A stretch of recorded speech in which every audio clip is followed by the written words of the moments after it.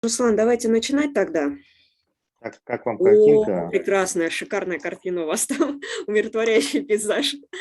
Так, итак, значит, сегодня в эфире я, Дарья Корнилова, и Руслан Муссольгов, руководитель регионального отделения партии «Яблоко» Ингушетии и кандидат в депутаты Государственной Думы Федерального собрания Российской Федерации. Соответственно, Руслан, хотелось бы сегодня задать... Добрый вечер всем. Да, добрый вечер. Хотелось бы задать вам сегодня несколько вопросов. Я думаю, ну и я, и все, кто интересуется политикой и политической ситуацией, в частности в Ингушетии, видели ваши чудесные ролики на телевидении, где вы более чем внятно изъясняли свои позиции по отношению там, к действующей партии власти, да, и по отношению к необходимости перемен. Очень здорово, что вы говорили об ингушском процессе, уделяли ему массу внимания. Я считаю, это действительно очень важно. Это просто такая болезненная точка сейчас в ингушском обществе, в Ингушетии.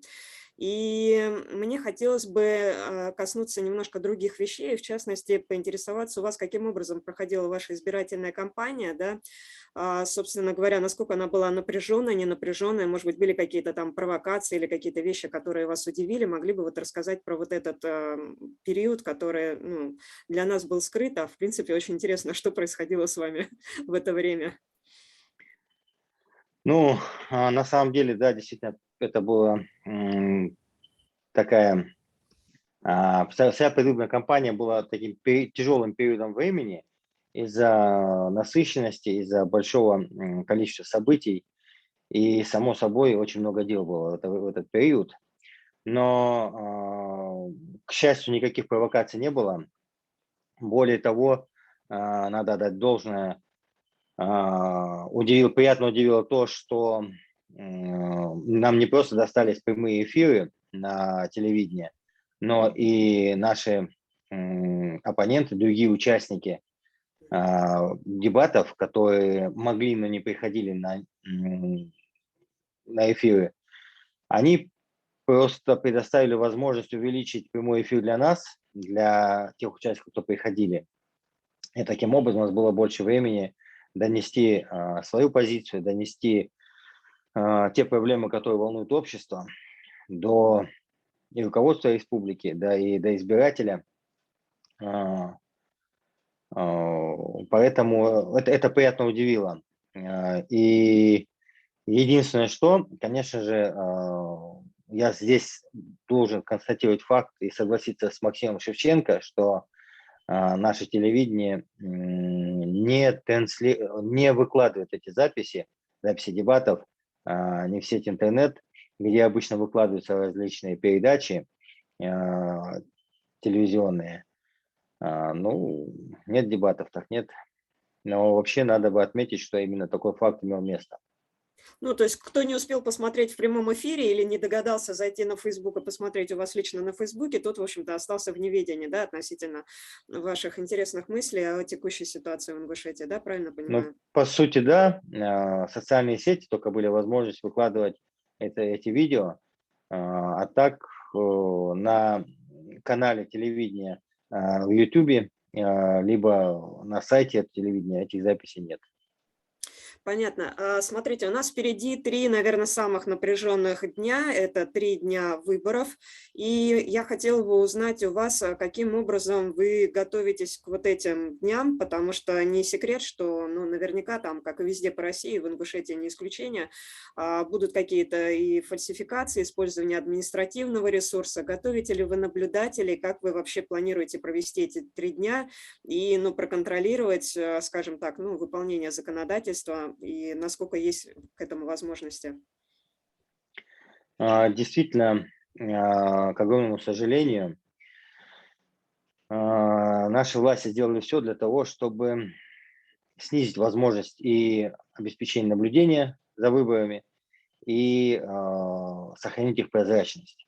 Это то, что убрали видеонаблюдение в открытом доступе. Да. Это вот это трехдневное голосование, которое, ну, создает максимально благоприятные условия для фальсификации этих выборов. Наблюдателями занимаются другие люди. Я занимаюсь организацией предвыборной кампании и того хода, как выборы проходят. точнее агитация. Мгм. Поэтому время покажет. То есть я правильно понимаю, что это, ну, эта функция, она возложена на партию, соответственно, партия «Яблоко» обеспечивает какое-то, да, участие наблюдателей, да? Это функцию взяли на себя другие люди. Ага, понятно. Окей, хорошо. Да, я еще хочу сказать, что в этом году не будет представителей, иностранных наблюдателей не будет в России. То есть вообще максимально закрыли вот этот процесс, максимально, конечно, затруднили. Хотелось бы узнать у вас о региональной специфике выборов в Ингушетии. Я могу поделиться своим опытом. Мы когда наблюдали в Грозном, там было очень интересно, подвозили автобусом людей, и когда мы говорили, я и еще был у меня коллега-наблюдатель из Питера, и мы говорили, это же карусель, нам отвечали, нет-нет-нет, это у нас такой местный обычай, мы все вместе приезжаем на выборы, все вместе уезжаем, и так, значит, по нескольким участкам. И мы, по сути, ничего не могли с этим сделать, но вот это было, да. Как это происходит в Ингушетии? Какая есть у вас региональная специфика? Да, и вот в Чечне там еще очень интересно было, там книги избирателей, они были по фамилиям, то есть не по адресам, но, по крайней мере, вот у нас в Москве по адресам, а там были по фамилиям. То есть человек с любым паспортом мог подойти, примерно его фамилия совпадала, и, в принципе, он получал бюллетени, шикарно там шел голосовать. Что у вас происходит в Ингушетии? Как это вообще происходит? И, ну, вот могли бы рассказать? Действительно очень интересно. Ну, вы знаете, все технологии, они по всей стране одинаковые практически, проведение выборов. К огромному сожалению, фальсификации, я уверен, тоже одинаковые технологии. Другое дело, что совсем недавно вот был ролик о том, как проводили обучение для сотрудников избиркомов в городе Королев. Да. Ну, я предполагаю, что это универсальный курс обучения молодого члена комиссии, образно говоря. Но в любом случае, я полагаю, что если говорить об особенностях региональных, как таковых нет таких особенностей, которые могли бы отличаться. Единственное, что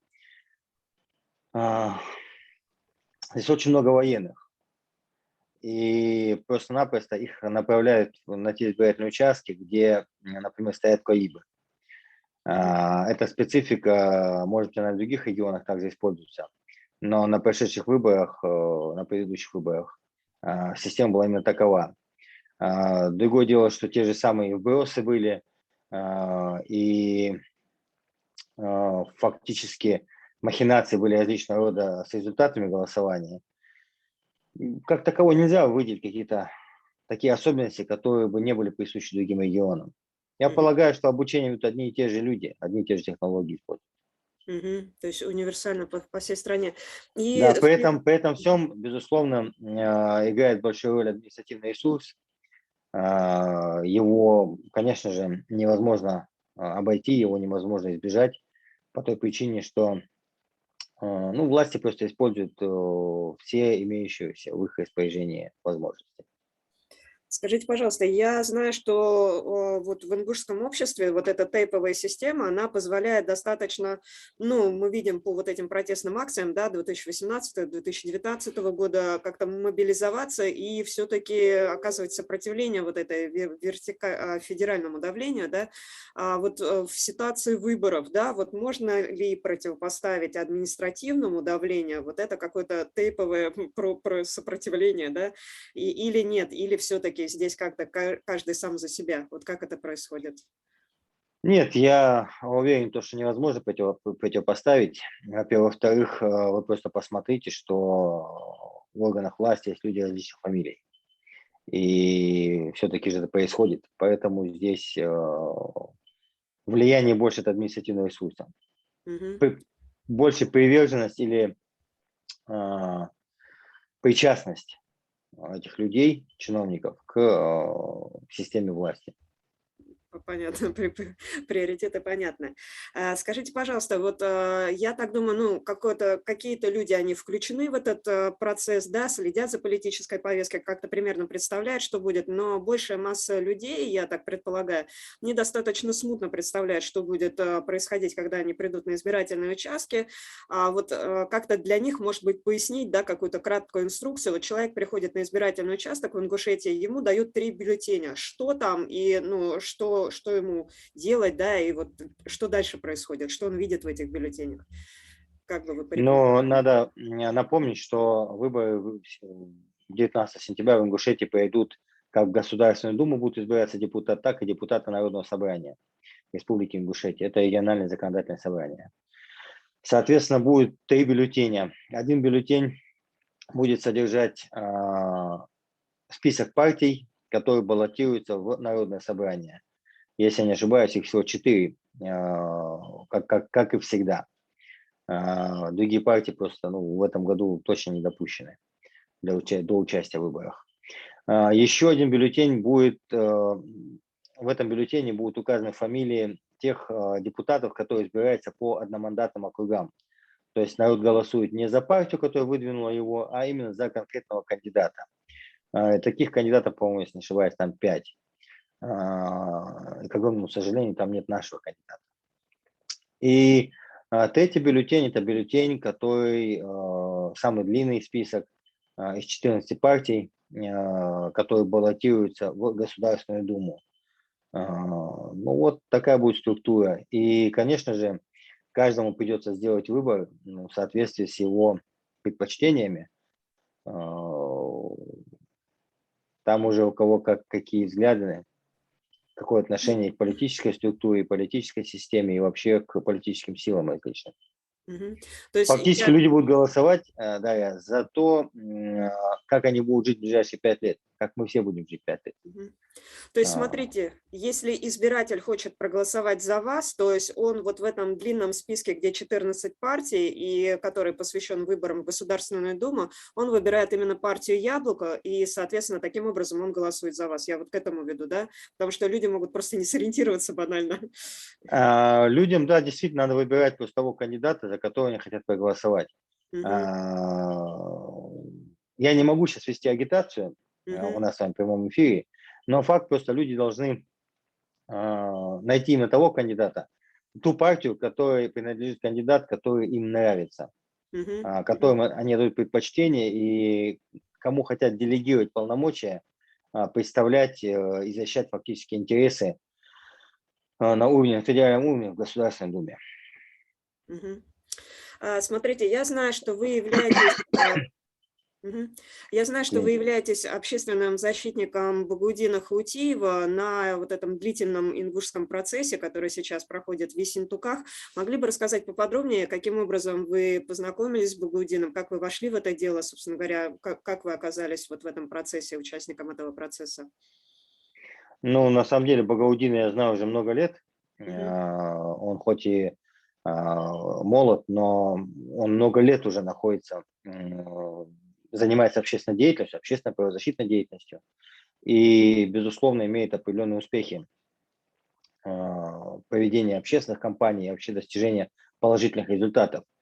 А, Соответственно, мы подключались, и некоторые кампании вместе проводили, тем более, что Багаудин Хаутиев был кандидатом в депутаты Государственной Думы в 2016 году, когда были выборы, когда шло формирование 7-го созыва Госдумы. К этому тоже предшествовала определенная работа, которая нас связывала несколько лет уже. Общественным защитником я стал по той причине, что мы видим, какая творится несправедливость. Мы сочли необходимым подключиться к этому делу, тем более, что Багаудин ходатайствовал о допуске меня в качестве общественного защитника Мгм. перед судом. И таким образом это, безусловно, не умаляет достоинство адвокатов, которые его защищают, только мы призваны только дополнить защиту и, быть может, где-то и помочь. Во-первых. Во-вторых, сам процесс, он длится уже с ноября. Это почти год.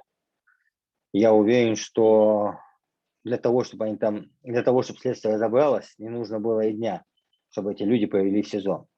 По той причине, что их арест абсолютно не обоснован. Да и вообще сами обвинения, они надуманы, абсурдны, и нет ничего общего с законом. Они узаконены. Все действия в отношении лидеров и участников народного протеста, этих массовых акций в Ингушетии, они, безусловно, не заслуживают того, чтобы находиться сейчас под арестом. Их вины именно до такой степени, как ее рисовали, как ее пытались представлять и как представляют до сих пор, безусловно, не было.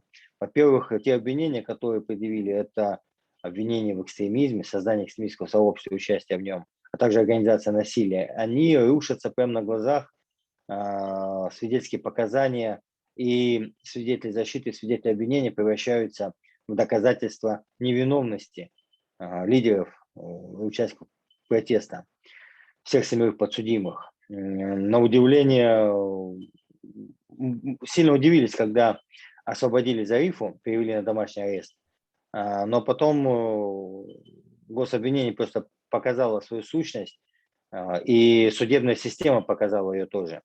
Дело в том, что когда избирали меры пресечения арестованным, то на это уходило, на обжалование этого постановления об избрании меры пресечения уходили недели. А здесь в течение 5 дней они довольно быстро рассмотрели и фактически вернули Зарифу обратно под арест. Это действительно было демонстрацией отношения всей системы государственного управления, всей системы власти, не только к тем, кто сейчас находится под арестом, но и фактически, по сути, ко всему русскому народу. Потому что жители республики на многотысячном митинге делегировали полномочия представлять себя именно тем, кто сейчас арестован. И я скажу больше, я неоднократно уже повторял это, они более легитимны, чем все наши политики в республике, начиная от действующих депутатов до руководства республики.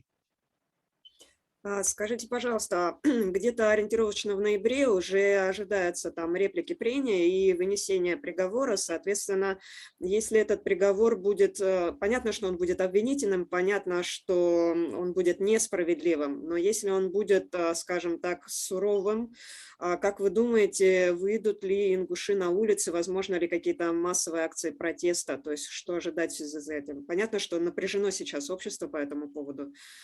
Что ждать? Вы знаете, невозможно определить, что будет.